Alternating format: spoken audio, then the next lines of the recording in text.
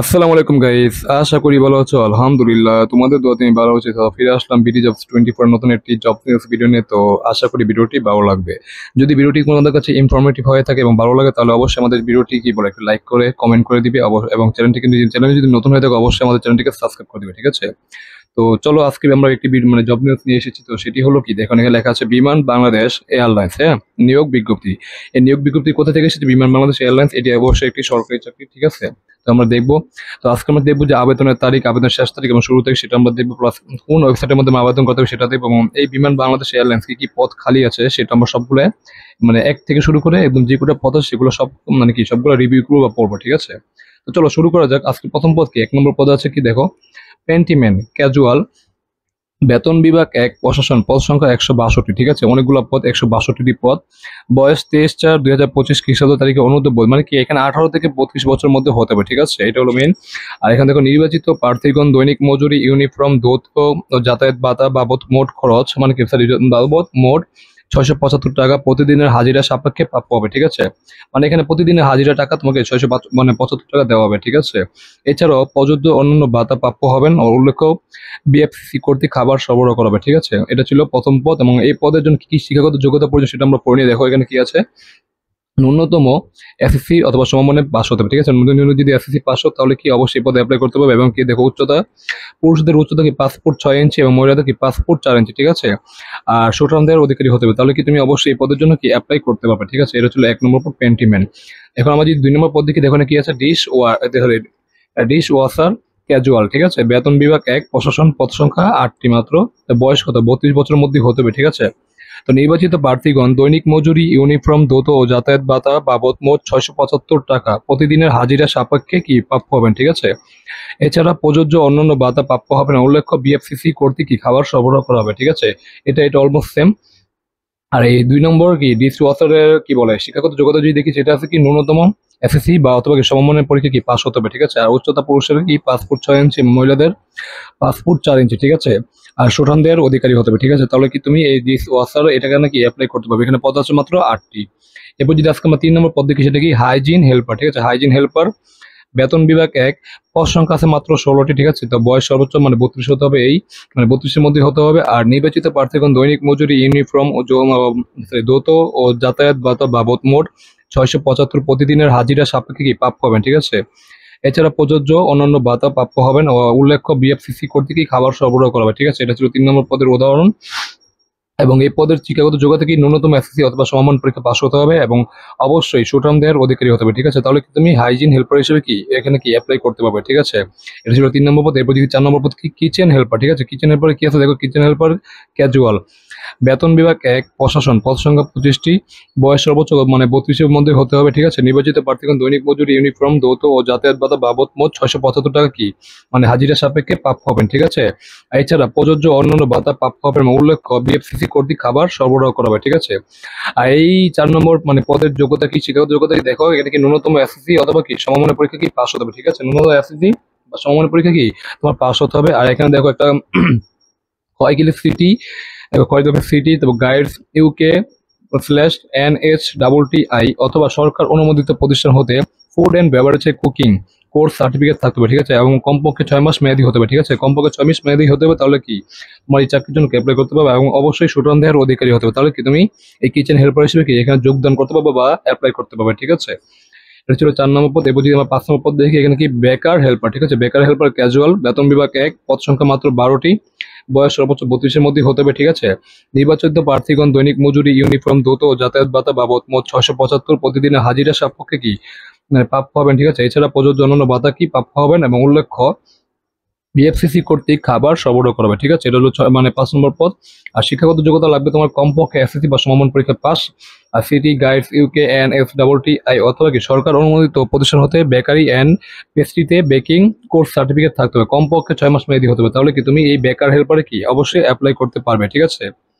এরপর যদি আমরা 6 নম্বর পদ দেখি, দেখো মেইনটেন্যান্স হেল্পার ক্যাজুয়াল, ঠিক আছে? বেতন বিভাগ 1, পদ সংখ্যা মাত্র 10টি, বয়স কত 32-এর মধ্যে হতে হবে এবং নির্বাচিত প্রার্থীগণ দৈনিক মজুরি, ইউনিফর্ম, দৌত ও যাতায়াত ভাতা বাবদ মোট 675 টাকা প্রতিদিনের হাজিরা সাপেক্ষে কি প্রাপ্য হবেন, ঠিক আছে? এছাড়াও প্রযোজ্য অন্যান্য ভাতা প্রাপ্য হবে এবং উল্লেখ্য বিএফসিসি কর্তৃক খাবার সরবরাহ করবে, ঠিক আছে। আর শিক্ষাগত যোগ্যতা কি, ন্যূনতম এসএসসি অথবা সমমান বর্গের পাস এবং কি মেকানিক্যাল, ইলেকট্রিক্যাল, প্লাম্বিং, সিভিলের উপর 6 মাসের ট্রেড কোর্স সার্টিফিকেট থাকতে হবে, তাহলে তুমি অবশ্যই অ্যাপ্লাই করতে পারবে। এবং যে কোনো শিক্ষিত প্রতিষ্ঠানে 1 বছরের কাজের অভিজ্ঞতা থাকতে হবে, ঠিক আছে। তাহলে কি তুমি মেইনটেন্যান্স হেল্পার হিসেবে এখানে যোগদান করতে পারো, ঠিক আছে, যদি তোমার এসব যোগ্যতার সাথে মিলে যায়। এরপর যদি আমরা 7 নম্বর দিকে দেখো, স্টোর হেল্পার ক্যাজুয়াল, শুধু পুরুষ, এখানে শুধু পুরুষ নেওয়া হবে। বেতন বিভাগ 1, প্রশাসন 5, মানে প্রশাসন কাছে মাত্র 5টি, ঠিক আছে। বয়স সর্বোচ্চ 32-এর মধ্যে হতে হবে এবং নির্বাচিত প্রার্থীগণ দৈনিক মজুরি, ইউনিফর্ম, যৌত ও যাতায়াত ভাতা বাবদ মোট 675 প্রতিদিনের হাজিরা সাপেক্ষে কি প্রাপ্য হবেন, ঠিক আছে। এছাড়া প্রযোজ্য অন্যান্য ভাতা প্রাপ্য হবে এবং উল্লেখ্য বিএফসিসি কর্তৃক খাবার সরবরাহ করা হবে, ঠিক আছে। আর 7 নম্বর পদে যে শিক্ষাগত যোগ্যতা দেখি, সেখানে কি দেখো, ন্যূনতম এসএসসি অথবা সমমান পরীক্ষা পাস হতে হবে, উচ্চতা পুরুষের পাসপোর্ট 6 ইঞ্চি হতে হবে এবং কি অবশ্যই সুঠামদের অধিকারী হতে হবে, তাহলে কি তুমি স্টোর হেল্পার হিসেবে কি অ্যাপ্লাই করতে পারো, ঠিক আছে। এটা ছিল 7 নম্বর পদ।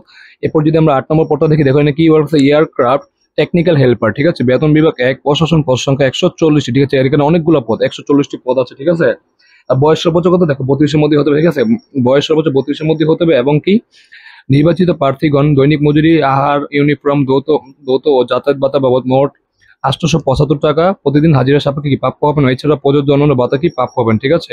এটা ছিল এয়ারক্রাফট ও টেকনিক্যাল হেল্পার হিসেবে, মানে এটা পদের মানে অনেকগুলো বেতনের বিভাগ, ঠিক আছে। এরপর যদি আমরা শিক্ষাগত যোগ্যতা দেখি, দেখেন কি আছে, বিজ্ঞান বিভাগ হইতে এইচএসসি অথবা সমমান পরীক্ষায় গণিত ও পদার্থবিদ্যা সহ ন্যূনতম জিপিএ মানে 5-এর মধ্যে 3 থাকতে হবে, ঠিক আছে, থাকতে হবে। এবং এসএসসি ও সমমান পরীক্ষার ন্যূনতম 3 থাকতে হবে, মানে 5-এর মধ্যে 3 থাকতে হবে, তাহলে কি অ্যাপ্লাই করতে পারবে। এবং কি শারীরিকভাবে সুস্থ ও সুঠামদের অধিকারী হতে হবে, তাহলে কি তুমি এই 8 নম্বর পদে কি অ্যাপ্লাই করতে পারো, ঠিক আছে, যদি মিলে যায়।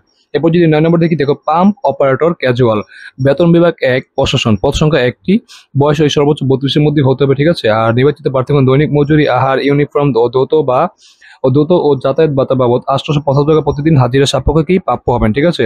এছাড়া প্রযোজ্য অন্যান্য ভাতা প্রাপ্য হবেন। আর 9 নম্বর পদে শিক্ষাগত যোগ্যতা লাগবে কি, ন্যূনতম এসএসসি বা সমমান পরীক্ষা উত্তীর্ণ হতে হবে এবং পেট্রোল পাম্প অপারেটর হিসেবে 2 বছরের অভিজ্ঞতা থাকতে হবে, তাহলে কি তুমি এই পদের জন্য অ্যাপ্লাই করতে পারো, যদি মিলে যায়।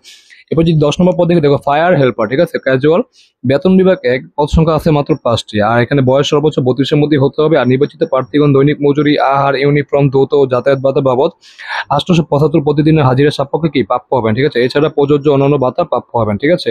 এছাড়া 8 নম্বর চাকরির পদ। আর শিক্ষাগত যোগ্যতা লাগবে তোমার এসএসসি বা সমমান পরীক্ষা কি উত্তীর্ণ হতে হবে, তাহলে কি তুমি 8 নম্বর মানে 10 নম্বর পদে কি অবশ্যই অ্যাপ্লাই করতে পারো, ঠিক আছে।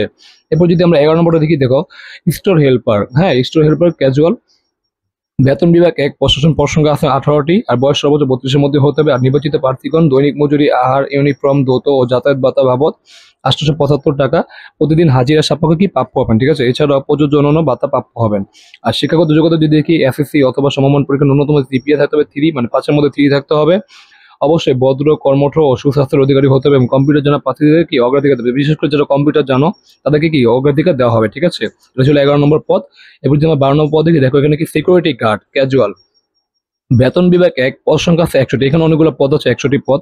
বয়স ওই 32-এর মধ্যে হতে হবে। অবসরপ্রাপ্ত পুলিশ, আর্মড ফোর্স প্রার্থীদের কি ক্ষেত্রে বয়সীমা 40 বছর, ঠিক আছে। যারা মানে অবসরপ্রাপ্ত পুলিশ আছে বা আর্ম ফোর্স আছে, তাদের বয়স কি বয়সীমা কি 40 বছর পর্যন্ত হলে তারা অবশ্যই অ্যাপ্লাই করতে পারবে, ঠিক আছে। আর নির্বাচিত প্রার্থীগণ দৈনিক মজুরি, আহার, ইউনিফর্ম, যৌত যাতায়াত ভাতা বাবদ মোট 875 প্রতিদিনের হাজিরা সাপেক্ষে কি প্রাপ্য হবেন, ঠিক আছে। এছাড়া প্রযোজ্য অন্যান্য ভাতা প্রাপ্য হবেন। এটা ছিল 12 নম্বর পদের, হ্যাঁ, চাকরির পদ। আর শিক্ষাগত যোগ্যতা তোমার ন্যূনতম এসএসসি বা সমমান পরীক্ষা উত্তীর্ণ হতে হবে এবং অবশ্যই কর্মঠ ও সুস্বাস্থ্যের অধিকারী হতে হবে। উচ্চতা পুরুষ পাসপোর্ট 6 ইঞ্চি আর মহিলা পাসপোর্ট 4 ইঞ্চি, ঠিক আছে। অবসরপ্রাপ্ত পুলিশ, আর্ম ফোর্স প্রার্থীদেরকে অগ্রাধিকার দেওয়া হবে, বিশেষ করে যারা অবসরপ্রাপ্ত পুলিশ তাদেরকে কি বিশেষভাবে অগ্রাধিকার দেওয়া হবে, ঠিক আছে। এটা ছিল 12 নম্বর চাকরির পদের শিক্ষাগত যোগ্যতা। এরপর যদি আমরা 13 নম্বর পদ দেখি, দেখুন এয়ারক্রাফট ক্লিনার, ঠিক আছে, ক্যাজুয়াল, বেতন বিভাগ 1, প্রশাসন, পদ সংখ্যা আছে 160, ঠিক আছে, অনেকগুলো পদ। বয়স্ক মানুষ সর্বোচ্চ 32-এর মধ্যে হতে হবে এবং নির্বাচিত প্রার্থীগণ দৈনিক মজুরি, আহার, ইউনিফর্ম ও যৌত যাতায়াত ভাতা বাবদ মোট 875 টাকা প্রতিদিন হাজিরা সাপেক্ষে কি প্রাপ্য হবেন।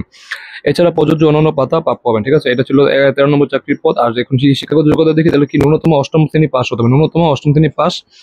আর খননকের টুলস, ইকুইপমেন্ট, পরিষ্কার পরিচ্ছন্নতার কাজে অভিজ্ঞ প্রার্থীদের অগ্রাধিকার দেওয়া হবে, ঠিক আছে। আর শারীরিকভাবে সুস্থ ও সুঠামদের অধিকারী হতে হবে, ঠিক আছে। এটাই ছিল আজকে 13টা চাকরির পদ। সরি গাইস, একটু বড় করে নিই, হ্যাঁ। মানে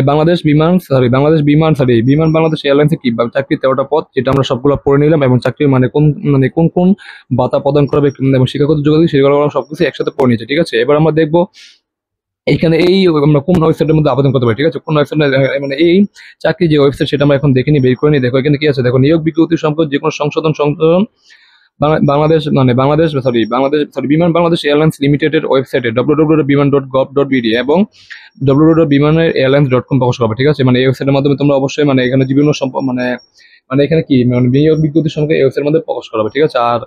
আর যদি আমি এরপর যদি দেখি, দেখো এখানে কি আছে, অনলাইন আবেদন পূরণ সংক্রান্ত নিয়মগুলো করো না, ঠিক আছে? দেখো পরীক্ষা অংশগ্রহণ ইচ্ছুক ব্যক্তি http://bbal.teledoc.com.bd, হ্যাঁ এই ওয়েবসাইটে আবেদন পূরণ করো। মানে কি এই যে এখানে যে ওয়েবসাইটটা দেওয়া আছে দেখো http://bbal.teledoc.com.bd, ঠিক আছে? এই ওয়েবসাইটের মাধ্যমে কি তোমরা অবশ্যই আবেদন করতে পারো যদি তোমাদের শিক্ষাগত যোগ্যতার সাথে মিলে যায়, ঠিক আছে? তো আবেদনের শুরুর তারিখ কবে, দেখো 23/4/2025, মানে 1 মাস আগে থেকে শুরু হচ্ছে সকাল 10টায়। আবেদনের শেষ তারিখ কবে, 22/5/2005, ঠিক আছে? মানে 22/5/2005, মানে এই মাসের 22 তারিখে কি আবেদনের তারিখ শেষ হবে। অলমোস্ট আর মাত্র আছে মাত্র কয়দিন, আজকে যদি 12 তারিখ হয় মানে 10 দিনের মতো আছে, 10 দিন বা 9 দিনের মতো আছে, ঠিক আছে? তো বেশি দিন সময় নেই, মাত্র 8 থেকে 9 দিনের মতো বা 10 দিনের মতো আছে। তো এটাই ছিল আজকে কি বাংলাদেশ বিমান বাংলাদেশ এয়ারলাইন্সে কি চাকরির পদ ও আবেদনের শেষ তারিখ শুরু থেকে সেটা আমরা সবকিছু দেখে নিলাম। তো আজকে ভিডিওটা এই পর্যন্তই। তোমাদের কাছে ভিডিওটি কেমন লাগলো অবশ্যই তোমরা কমেন্ট করে জানাতে পারো। যদি ভালো লাগে অবশ্যই লাইক কমেন্ট শেয়ার, এবং চ্যানেলে নতুন হলে অবশ্যই আমাদের চ্যানেলকে সাবস্ক্রাইব করে রেখো। তো আজকে এই পর্যন্ত, দেখা হবে নতুন কোনো জব নিউজ ভিডিও নিয়ে। সে পর্যন্ত তোমরা ভালো থাকো। আল্লাহ হাফেজ।